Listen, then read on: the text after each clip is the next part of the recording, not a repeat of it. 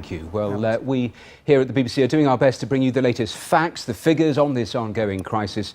Teams of journalists here in London, as well as West Africa, Spain and the US, are working around the clock to give you the most accurate information and advice on this Ebola outbreak. Let's go over to Kira Reedon, who's in the BBC newsroom for us. Kira, over to you.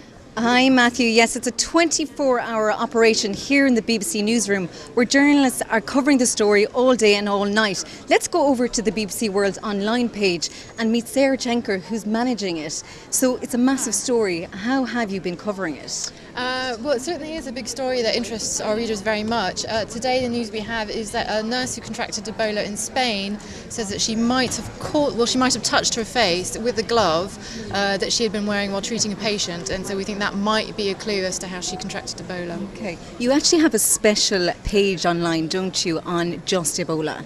Yeah, we've written a lot about Ebola. It's of a lot of interest to a lot of people, so if you go to bbc.com/Ebola, you'll find the best of our material.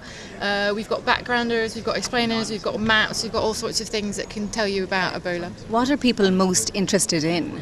Interestingly, they're interested in how not to catch Ebola. So we've got a feature here that looks at all the measures that medics take to avoid contracting Ebola when they're out treating people.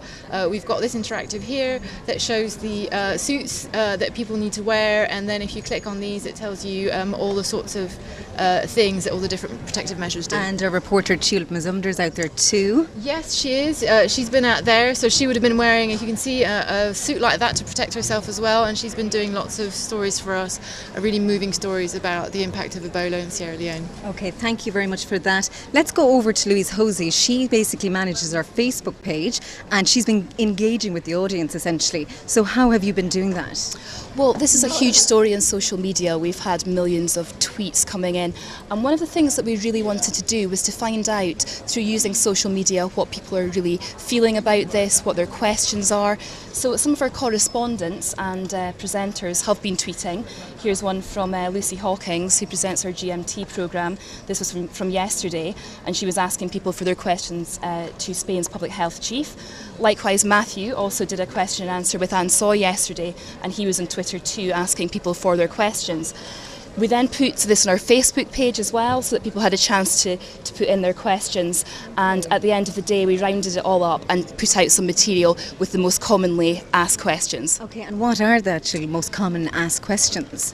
Well, quite a lot of basic questions. So people wanted to know things like, how do you catch Ebola? How exactly did this Spanish nurse become infected?